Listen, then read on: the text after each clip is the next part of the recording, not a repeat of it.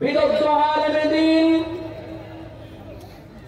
গুরুত্বপূর্ণ করে নিয়ে আসছেন আজকের এই আয়োজনের মধ্যমণি ঐতিহ্যবাহী জামিয়া ইসলামিয়া মাজহারুল উলুমের স্বনামধন্য প্রতিষ্ঠাতা প্রিন্সিপাল শেখুল উলামা শেখুল হাদিস আল্লামা লুকমান মাজহারি দামাত বারকাতুহু বয়ান নিয়ে আসছেন অত্র প্রতিষ্ঠানের মুরব্বী শেখুল হাদিস হযরতুল আল্লামা লুকমান মাজহারি দামাত বারকাতুহু প্রতিষ্ঠাতা মহাপরিচালক জামিয়া ইসলামিয়া মাজহারুল উলুম মিরপুর ঢাকা হযরতকে তার গুরুত্বপূর্ণ নসিহতের জন্য বিনীতভাবে অনুরোধ জ্ঞাপন করছি।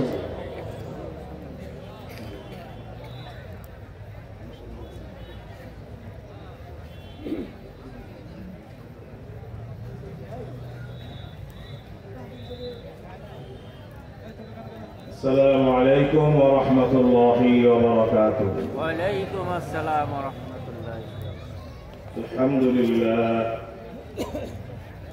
الحمد لله وكفى وسلام على عباده الذين اصطفى. أما بعد فأعوذ بالله من الشيطان الرجيم. بسم الله الرحمن الرحيم. بل هو قرآن مجيد في لوح محفوظ. قال الله سبحانه وتعالى إنا نحن نزلنا الذكر وإنا له لحافظون. وقال رسول الله صلى الله عليه وسلم من سلك طريقا يلتمس فيه علما سهل الله له به طريقا إلى الجنة. وقال رسول الله صلى الله عليه وسلم العلماء ورثة الأنبياء. صدق الله مولانا العظيم وصدق رسوله النبي الكريم ونحن على ذلك لمن الشاهدين والشاكرين والحمد لله رب العالمين. سبحان الله وبحمده سبحان الله العظيم. شكر زبان كل بولي سبحان الله وبحمده سبحان الله العظيم. درود إبراهيمي. اللهم صل على محمد وعلى آل محمد كما صليت على إبراهيم وعلى آل إبراهيم إنك حميد مجيد.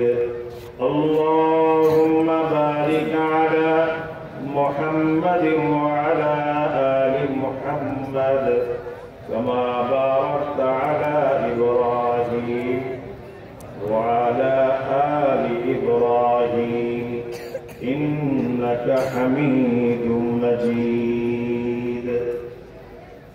জামালপুর আশরাফুল উলুম মাদ্রাসা মধ্যপাড়া কালিয়াপুর গাজীপুর হাফেজ ছাত্রদের পাগড়ি প্রদান উপলক্ষে আজকে 13 নভেম্বর বুধবার বার্ষিক ওয়াজ মাহফিলের আগত উপস্থিত হযরত উলামায়ে কেরাম মাশায়েখে ইজম বিশেষ করে অত্র প্রতিষ্ঠানের সম্মানিত পরিচালক যারা হযরত মাওলানা দিলওয়ার হোসেন সাহেব দামাত বারাকাতুহুল আলিয়া উপস্থিত প্রত্যন্ত অঞ্চল থেকে আগত বিভিন্ন মাদ্রাসার এবং মসজিদের উলামা হযরত আইম্মা এবং খুতাবা ইজম পত্র প্রতিষ্ঠানের আসাতিজা কেরাম আজিজ তালেবান উলুমে নবুওয়াত উপস্থিত আজকের এই প্রোগ্রামের প্রধান অতিথি আলহাজ মোহাম্মদ হাফিজুর রহমান পুলক প্রধান উপদেষ্টা জনাব মোহাম্মদ আবির হোসেন খান সহ আরো অন্যান্য উপস্থিত সুধী মন্ডলী, বেরাদারান ইসলাম, পর্দার আড়ালের মা ও বোনেরা, সর্বপ্রথম মহান আল্লাহ রাব্বুল আলামিনের দরবারে লাখ কোটি শুকরিয়া আদায় করছি, যিনি আজকের এই বিশাল আয়োজনে এমন একটি সুন্দর জান্নাতি বাগানে, জান্নাতি পরিবেশে আসার এবং বসার তৌফিক দান করেছেন। এবং আরো যে উলামায়ে কেরামরা আসবেন, আপনাদের সকলের যারা আমরা অপেক্ষা করছি তারা সকলেই ইতিমধ্যে এসে পৌঁছে গেছে। সেজন্য মহান আল্লাহ রাব্বুল আলামিনের দরবারে শুকরিয়া আদায় করি, কালিমাতুশ শুকর আদায় করি, সকলে বলি আলহামদুলিল্লাহ। মাজমা হিসাবে, মাহফিল হিসাবে আওয়াজটা চাই। সবাই আওয়াজ দিতে পারবো তো ইনশাআল্লাহ? সবাই গলা খুলে আওয়াজ দিতে পারবো তো ইনশাআল্লাহ?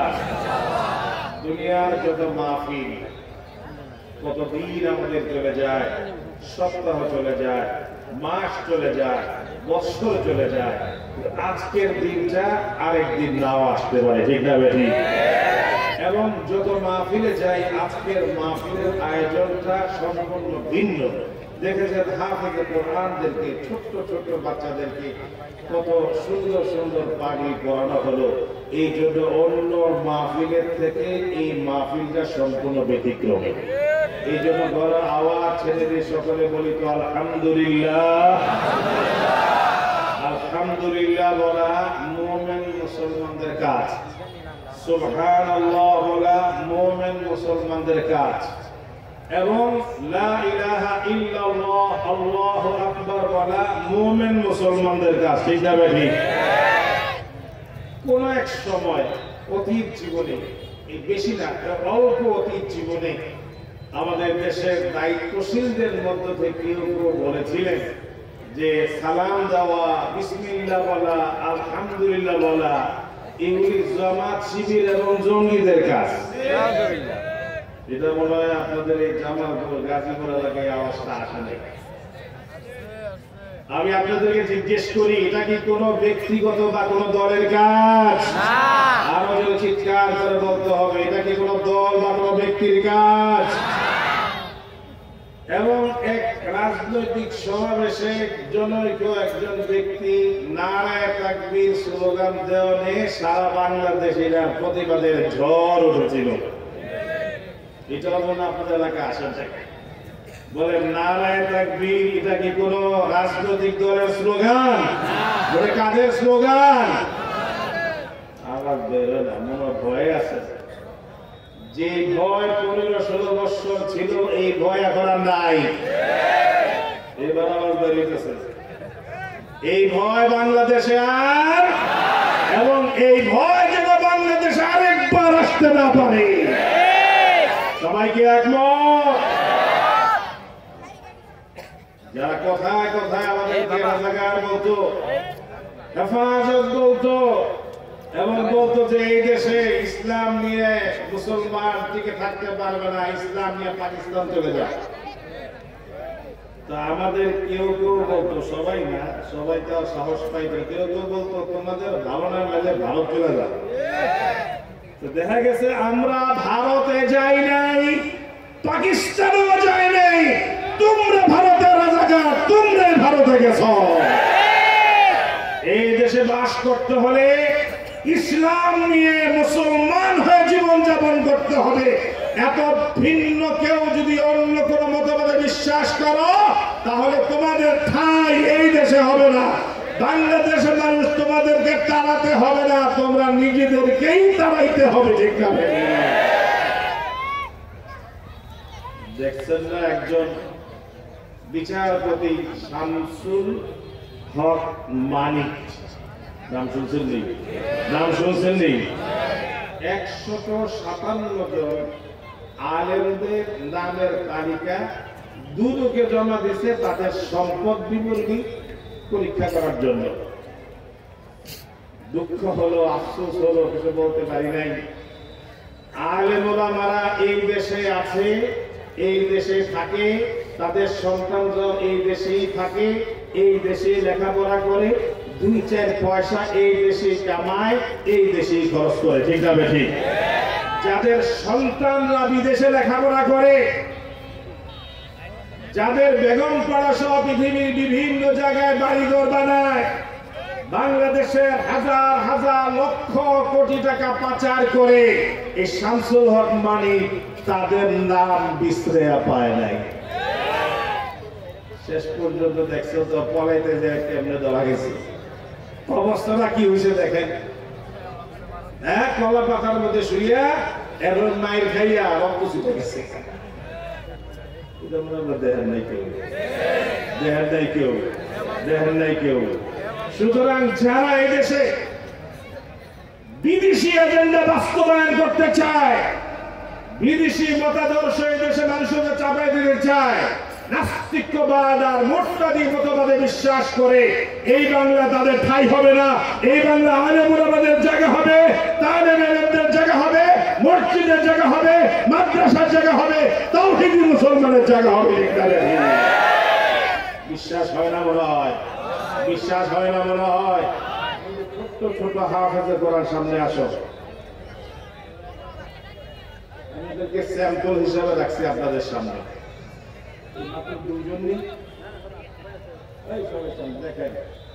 এদেরকে কি বলা হয় বলেন? জোরে বলেন কি বলা হয়? জোরে বলেন কি বলা হয়? হাফেজে কোরআন। 30 পারা কোরআন শরীফ তাদের সিনার মধ্যে।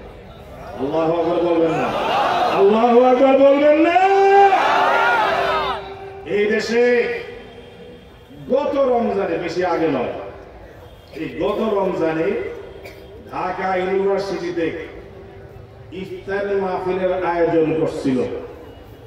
কোরআন শরীফ তেলাওয়াত হবে ইফতারের আগে, কোরআন শরীফ তেলাওয়াত করতে দেয় নাই। ঠিক, ইফতার মাহফিলটা পর্যন্ত করতে দেয় না। রোজা মুখে সবাই ইফতারের অপেক্ষায়, ক্ষুধার্ত এবং পানির পিপাসায় সবাই অল্প সময় ইফতার করবে। ওই সময় তাদেরকে ইফতার মাহফিল ভাঙ্গা চোরা তসতস করে সবাইকে খেদায় দিচ্ছে। ঠিক, প্রতিবাদ করার মতো সুযোগ হয় নাই, প্রতিবাদ করলেই খেলতাম। আজকে আমার পরে যে 2 বক্তা আসবেন, আপনারা দেখছেন তাদেরকে কিভাবে জেলখানায় হাজির করছে। কথা বুঝলেন না মনে হয়? আওয়াজ দেন না কেন? ভয় আছে? ভয় আছে? ফিরে আসবে মনে করতেছে? আশেপাশে আছে, চট করে আসে পড়বে বলছে না, এই জন্য ভয় পেয়েছেন নাকি? আপনাকে ওনাকে যেতে বলছি, উনি নিজে গেছে না, বরং আমরা তো ওনাকে পাওয়ার আশায় আছি। আপনারা আসেন, আপনাদের আসার দরকার। কত মানুষকে আপনি ফাঁসিতে ঝুলাইছেন, কত মানুষকে আপনি হেনস্থা করছেন, কত আলেম ওলামাদেরকে গরুর রশি দিয়া বাইধা ডান্ডা বেঁধে লাগাইয়া হাতে হ্যান্ডকাপ লাগাইয়া জেলখানায় তুলছেন, ঠিক না বেঠিক? সুতরাং আমরা অপেক্ষায় ছিলাম আপনার পতনটা কিভাবে হয় সেটা আল্লাহ দেখাইছে। এখন অপেক্ষায় আছি আপনি কবে ফাঁসিতে ঝুলবেন। এরা আসতে পারবেন না, আসলে তো সঙ্গে সঙ্গে 14 শিখের ঘরে আপনাকে যেতে হবে, ওখান থেকে হয়তো ফাঁসির মঞ্চে যেতে হবে। বাহিরে এসে রাজনীতি করবেন, লম্বা লম্বা কথা বলবেন, মুসলমানদের জান মাল নিয়ে খেলবেন, আয়না ঘর বানাবেন, সেই সুযোগ বাংলার তাওহীদি জনগণ আপনাদেরকে আর দিবে না। সবাই একমত? সবাই একমত? কারা কারা একমত? নারায়ে তাকবীর। গলার আওয়াজ ছেড়ে দিয়া নারায়ে তাকবীর, নারায়ে তাকবীর, নারায়ে তাকবীর। আল্লাহ কবুল করে, সকলে বলি আমিন। হাফেজে কোরআনদের মূল্যায়ন এই দেশে হবে না, এই দেশে দরকার নাই। কয়েকজন খেলোয়াড় যে বিদেশের মাটিতে খেলে আসে, সামান্য কত জয় হইলে কত রকমের স্লোগান, কত রকমের স্বাগতম, কত রকমের অভ্যর্থনা, কত রকমের পুরস্কার। আর হাফেজে কোরআনরা 100 দেশে, 120 দেশে, 130 দেশে ফার্স্ট হয়ে লক্ষ লক্ষ টাকা পুরস্কার নিয়ে বাংলাদেশে আসে, বাংলাদেশের মানুষের খবর নাই। সম্মান তোমরা দাও না, সম্মান আল্লাহ দেয়। হাদিসের ভাষা, আল্লাহ রাসূল সাল্লাল্লাহু আলাইহি ওয়াসাল্লাম বলেন, এই তালেবে ইলমরা যখন রাস্তা চলতে শুরু করে ইলমে দ্বীন শেখার জন্য, আল্লাহ পাক রব্বুল আলামিনের রহমতের ফেরেশতারা তাদের জন্য নূরের পর দিয়েছেন। আল্লাহর হাবিব আরো বলেন, তালেবে ইলমরা যখন ইলমে দ্বীন অর্জনের জন্য মাদ্রাসার দিকে রওনা হয়ে যায়, ঘুম থেকে উঠে সকালবেলায় মসজিদে মক্তবে রওনা হয়ে যায়, মাদ্রাসায় নুরানি নাজরা বিভাগে রওনা হয়ে যায়, সে শুধু মসজিদের মক্তব আর নাজরা বিভাগের দিকে রওনা হয় না। আল্লাহর হাবিব বলেন, ওই তালেবে ইলম সরাসরি জান্নাত পর্যন্ত পৌঁছে যায়। শুধু দুনিয়ার জীবনে নয়, এবং তারা শুধু জান্নাতে যাবে তাই সীমাবদ্ধতা নয়। আল্লাহর হাবিব বলেন, হাসরের ময়দান যেদিন কায়েম হবে, দুনিয়ার মধ্যে ইউনিভার্সিটিতে যখন কেউ মাস্টার্স ডিগ্রি কমপ্লিট করে, ইঞ্জিনিয়ার হয়, ডাক্তার হয়, এই হয় সেই হয়, তখন ইউনিভার্সিটি কর্তৃপক্ষ মহামান্য রাষ্ট্রপতিকে দাওয়াত দেয়, উনি যেহেতু চ্যান্সেলর, মা বাবাকেও দাওয়াত দেয়, গাউন কাপড়ে একটা জুব্বা পরায় দেয়, মাথার মধ্যে বিশেষ ধরনের একটা ক্যাপ পরায় দেয়। দেখছেন না আপনারা বিভিন্ন সময়? এই দুনিয়াটা সম্মান পায়, ক্রেস্ট দেয়, তারপরে সনদ দেয়, সম্মাননা দেয়, এরপরে আর চাকরি জীবনে ভালো চাকরি পায়, 50,000, 1 লাখ, 2 লাখ, 5 লাখ টাকা বেতন পায়। মা বাবার নসিবে ছেলে সন্তানের খেদমত হইতেও পারে, না হইতে পারে। গাজীপুরের বৃদ্ধাশ্রমে জায়গা হয় শেষ পর্যন্ত মা বাবা, ঠিক না বেঠি? এই সন্তানরা তারা শুধু জান্নাতে যাবে এই নয়, বরং আল্লাহর হাবিব সাল্লাল্লাহু আলাইহি ওয়াসাল্লাম কিয়ামতের দিবসে হাসরের ময়দানে লাখো লাখো হাজার হাজার কোটি কোটি মানুষ, জিন এবং আরো অন্যান্য মাখলুকাতের সামনে মা বাবার মাথার মধ্যে এমন একটা নূরের টুপি পরায় দেওয়া হবে, যে নূরের টুপিটার আলো এত বেশি হবে, আল্লাহ রাসূল বলেন, তোমাদের ঘরের ভিতরে যদি সূর্যটা সমস্ত আলো নিয়ে একত্রিত করা হয়, তো আসলে সূর্যের আলো শুধু জামালপুরকে আলো দেয়, শুধু গাজীপুরকে আলো দেয়, শুধু বাংলাদেশকে আলো দেয়, সারা পৃথিবীকে আলো দেয়।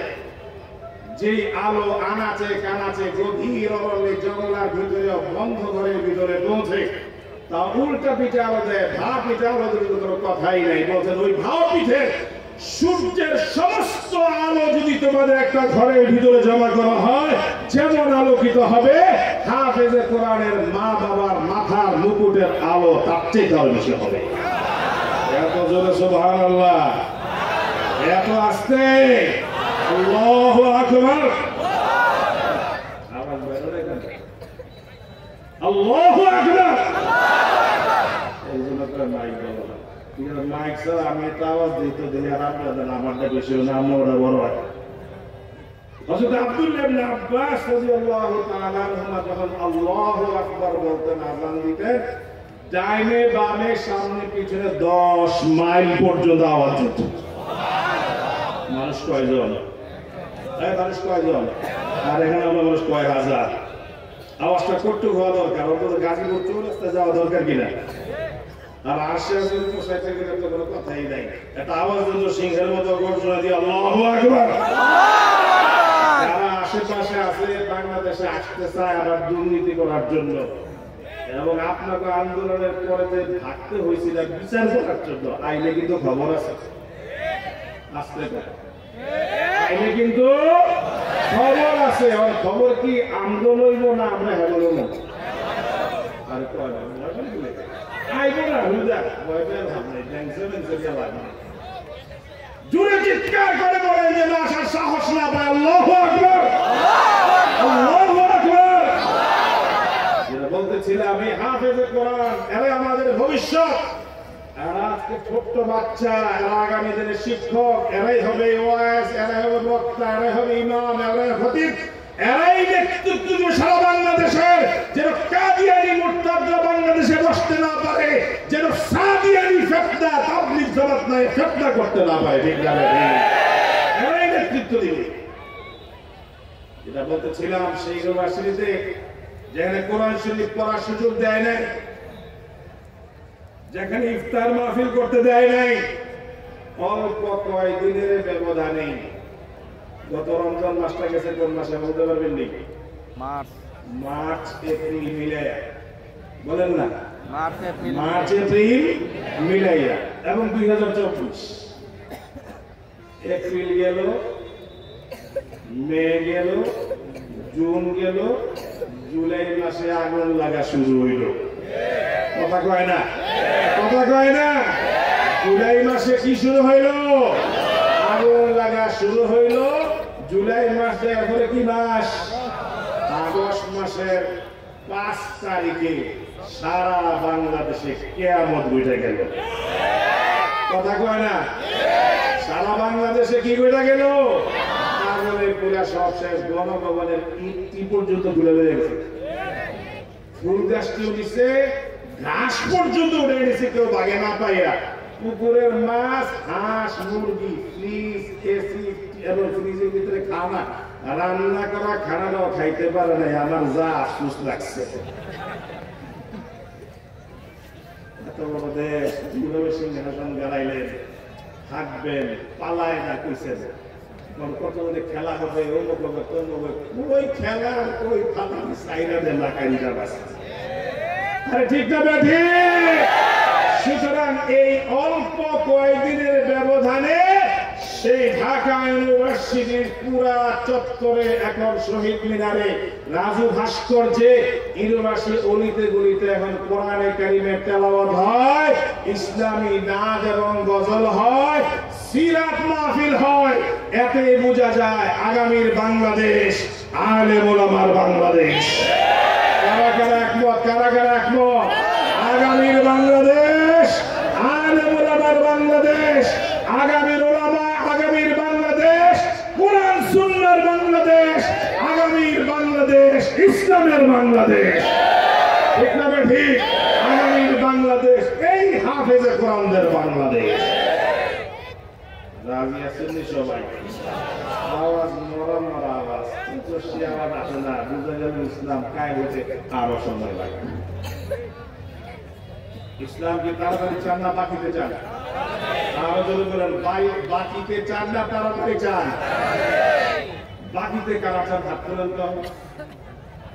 মাশাআল্লাহ, কেউ বাকিতে চান না। নগদ কারা চান? এবার হাত তোলেন। নারায়ে তাকবীর দেন, তোটা জোরে নারায়ে তাকবীর।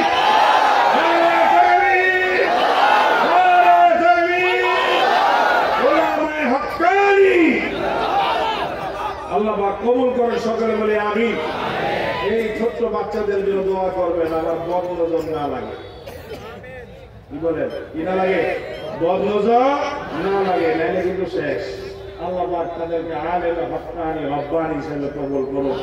শাইখুল ইসলাম শাহ আহমদ শফি রহমতুল্লাহ আলাইহি এবং বাংলার মাদানী খ্যাত আল্লামা নূর হোসেন কাসিমি রহমতুল্লাহর মতো, চুনের বাবুনগরের মতো, শাইখুল হাদিস আল্লামা রহমতুল্লাহর মতো বাংলাদেশের দ্বীন ইসলামের পাহাড় হিসেবে, অতন্দ্র প্রহরী হিসেবে কবুল এবং মঞ্জুর করুন। সকলে বলে আমিন। আরো জোরে বলে আমিন। এই জামালপুর আশরাফুল মাদ্রাসা প্রতি বছর আমি আসি, আপনাদের সাথে দেখা সাক্ষাৎ হয়। এই মাদ্রাসায় ছেলেরা বাংলাদেশের প্রখ্যাত ওলামায়ে কেরামরা এখানে আসেন। এই মাদ্রাসাটা থাকুক এবং দ্বীনি খেদমত যেভাবে প্রশংসার সাথে আঞ্জাম দিয়ে যাচ্ছে, যে সুন্দর সুন্দর তেলাওয়াত করে এখানে সারা দিন রাত 24 ঘন্টা কোরআন এবং কিতাবের লেখাপড়া হয়, এবং এই ছেলেরা রাত দিন সবসময় ইলমে দ্বীনের চর্চায় নিয়োজিত থাকে। লেখাপড়া ফলাফল দেখেছেন, সারা বাংলাদেশে হেফজুল কোরআনে ফার্স্ট হওয়া সোজা কথা নয়। এবং যতগুলি পুরস্কার তারা গ্রহণ করেছে এবং যতগুলি ক্রেস্ট তারা গ্রহণ করেছে, এটা নিশ্চয়ই হযরত নওয়াব সাহেব এবং আসাদুল্লাহ কেরামদের আন্তরিকতা, তাদের মেহনত, তাদের পরিশ্রম, তাদের ইখলাস এবং আপনাদের সকলের দোয়া এবং সহযোগিতার সম্মিলিত প্রয়াসে এই ফলাফল। এই ফলাফলটা ধরে রাখা যায়, এটি একটি কেন্দ্রীয় প্রতিষ্ঠান হিসাবে রূপ নিতে পারে। সর্বোচ্চ ক্লাস দাওরা হাদিস পর্যন্ত উত্তীর্ণ হতে জায়গা কম ঘর নাই। জায়গা কিনা হয়েছে, প্রচুর টাকা বাকি, ঘর করার দরকার, প্রচুর টাকার প্রয়োজন। এটাকে সুন্দর করে ইলমি পরিবেশ করার জন্য কোটি কোটি টাকার প্রয়োজন। আমার আপনার সামান্য সহযোগিতা আর আল্লাহর কাছে দোয়া, এই সব কিছু আল্লাহ পাক সহজ করে দিতে পারে। এই জন্য হুজুরা সবাই চলে আসছেন, কখনো মিষ্টি চলে আসবেন। আমি আপনাদের মাঝখানে সামান্য কিছু কথা বললাম এবং এই প্রতিষ্ঠানের উন্নতি